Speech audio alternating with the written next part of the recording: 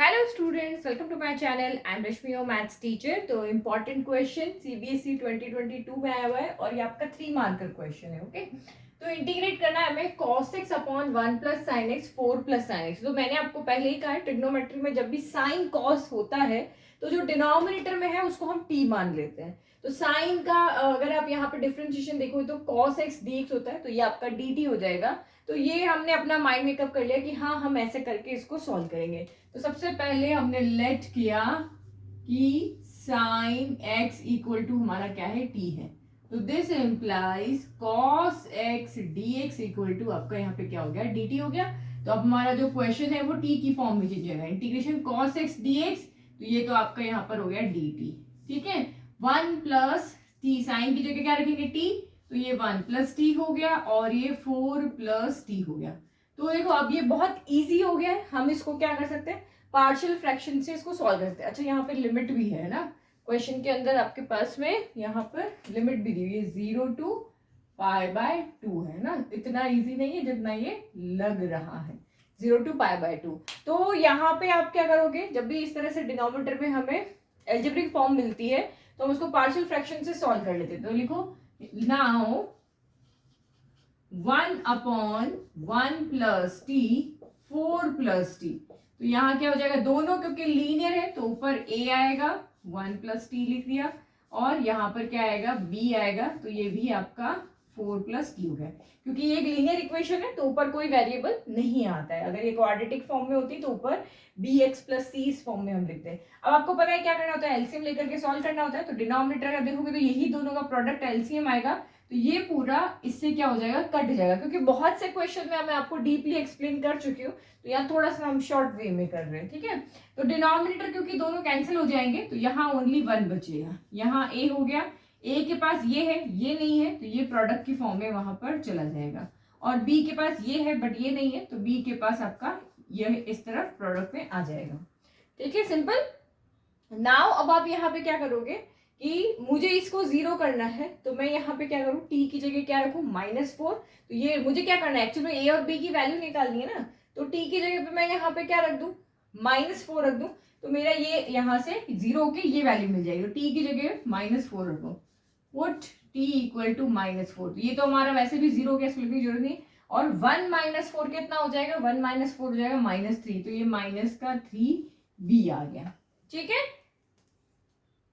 तो अब क्या करें, b की वैल्यू चाहिए, -3 को उधर भेज दें, तो 1 अपॉन -3 इक्वल टू आपका b हो गया।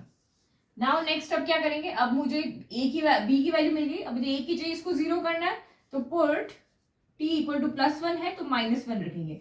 तो 1 इक्वल टू 4 में से 1 गया तो 3 बचा, तो ये आपका कितना हो गया, 3a हो गया। तो यानी कि a की वैल्यू कितनी होगी, 1/3 होगी। एक बार चेक कर लेते हैं, क्या यही हमारा आंसर है। -4 रखा था इसको 0 करने के लिए, तो -4 + 1 कितना हो गया, -3 होगा। यस, राइट है।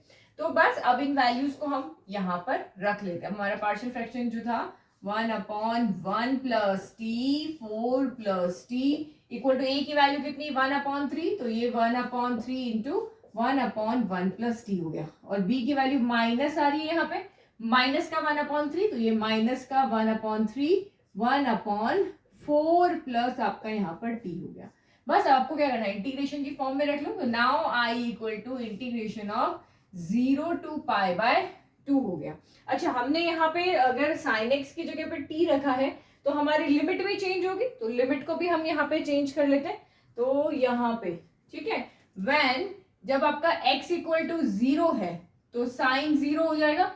जब आपका x इक्वल टू 0 है तो यहाँ वैल्यू रखो, तो साइन 0 इक्वल टू हमें t मिलेगा। तो साइन 0 कितना होता है, 0 होता है। तो दैट मीन्स t भी आपका यहाँ पर कितना आ रहा है, 0 ही आ रहा है। और जब x इक्वल टू π/2 है तो x की जगह π/2 रखो, तो साइन π/2 आपको पता है कितना होता है, 1। तो ये आपका t इक्वल टू 1 हो गया। तो एक लिमिट ये हो गई, एक लिमिट ये हो गई, यानी 0 to ये आपका 1 आएगा यहाँ पे। तो लिमिट जरूर चेंज करनी है, लिमिट चेंज नहीं करोगे तो आंसर रॉन्ग हो जाएगा। ठीक है, अब वैल्यू रखते हैं। तो 1/3 यहाँ भी है, यहाँ भी है, हम इसको बाहर ही ले लेते हैं। अंदर बचा 1/1 plus T minus 1/4 plus T. ठीक है, तो आपको पता है 1/x का इंटीग्रेशन क्या होता है, 1/x का इंटीग्रेशन होता है log x।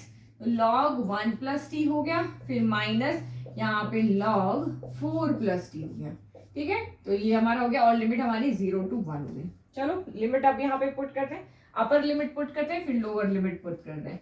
तो अपर लिमिट 1 पुट किया तो 1 प्लस 1 क्या हो गया, ये यहाँ पे 2 हो गया। फिर माइनस ये 1 पुट किया तो ये log 4 5 हो गया।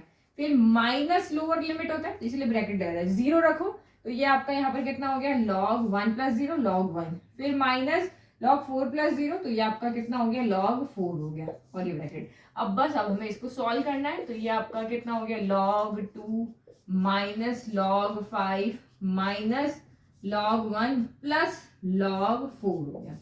ठीक है, तो अब log 1 की वैल्यू क्या होती है, 0 हो जाती है, तो ये 1/3 जो हमारा बचा वो लिख देते हैं, log 2 minus log 5 plus log 4, ये हमारा फाइनल आंसर हो गया। तो ये इजी क्वेश्चन था, इतना भी कोई टफ नहीं था, बट ये आपका 3 मार्क का क्वेश्चन में एग्जाम में आया हुआ है।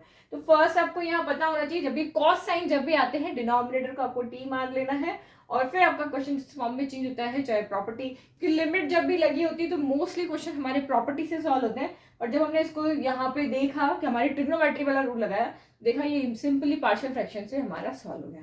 ठीक है, वीडियो अगर पसंद आया तो चैनल को लाइक शेयर सब्सक्राइब करना ना भूलें। Thank you.